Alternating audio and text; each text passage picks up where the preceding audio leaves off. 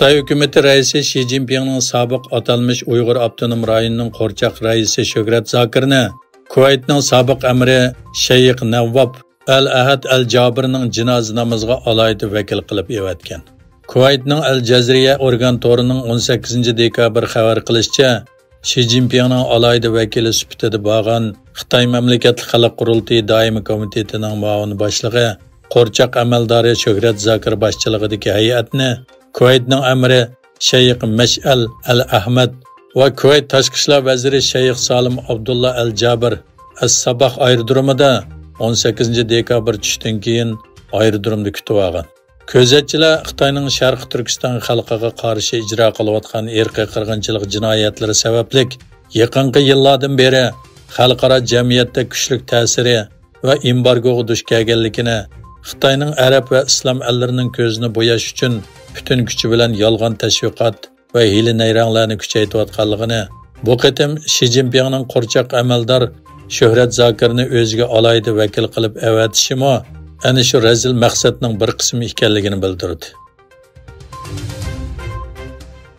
Anqara Universiteti Til, Tarix va Geografiya fakultetining o'quvchisi professor doktor Erkin Ahmad Turkiya xalq kulturi tadqiqot organi tarafidan ta'sis qilingan Turk xalq kulturiga xizmat qilish mukofotiga erishdi.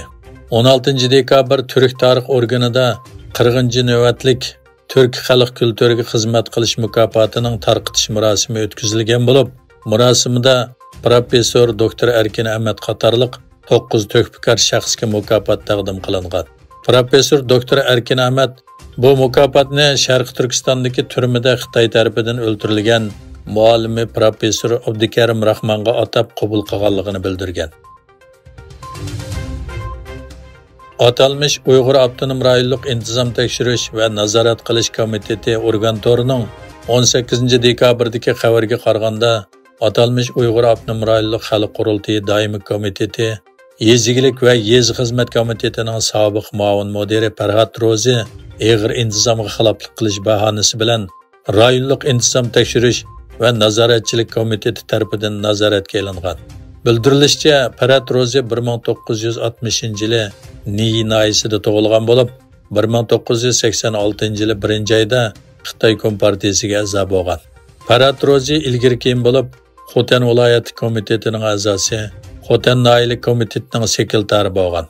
2015-yil mayda Qashqar viloyatlik komitetining muavin sekretari va ma'muriy komissari bo'lib ishlagan.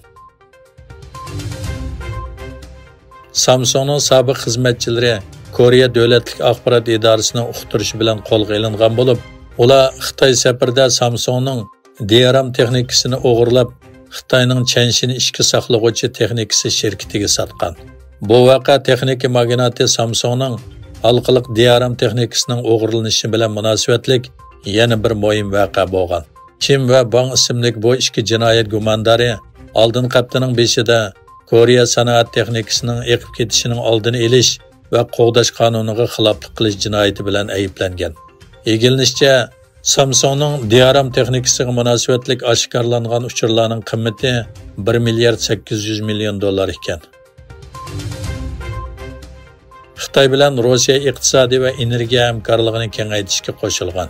Xitoy taratqularning xabariga qaraganda, 28 navbatlik Xitoy Rossiya hukumat boshliqlari yig'iniga Xitoy bosh ministri Li Qiang va Rossiya bosh ministri Mikhail Mishustin birlikda riyosatchilik qilgan.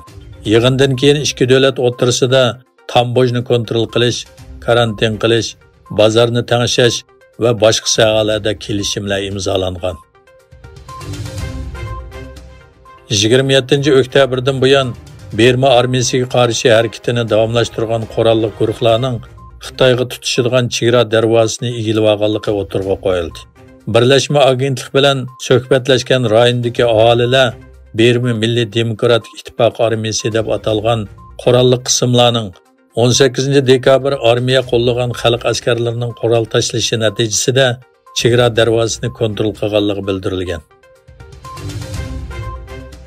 Türkiye Sanoat va Texnika ministri Muhammad Fatih Kachir Türkiye'nin Xitoy markalarga sanoatga mablag' selish jihatda zo'r fursat yaratib berayotganligini ko'rsatib, Türkiye Tamojna ittifoqining a'zosi bo'lish sifati bilan Xitoy markalarining Yevropa ittifoqiga kirish darvozasi bo'lib qoldi dedi.